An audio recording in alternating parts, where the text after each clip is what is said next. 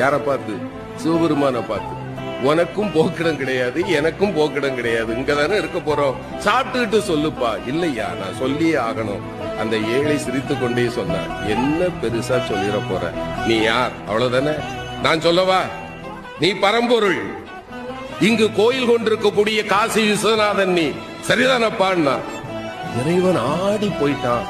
ஞானிகளாலும் கண்டுகொள்ள முடியாத என்னை மகனே நீ எப்படிப்பா கண்டுகொண்டாயின்னா.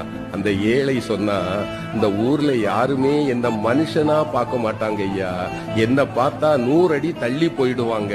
ஆனால் என்னைக்கு சமமாக அமர்ந்து அழுகி போன என் கையில் இருக்கிற உணவை கூட உண்பதற்கு ஒருவன் கையேந்துவான் என்றால் என் கருணை கடலே, உன்னை தவிர வேறு யாரால் ஐயா இது முடியும்? நீ என் முன்னே வந்து அமர்ந்த போதே நான் கண்டுகொண்டேன் நீ யார் என்று.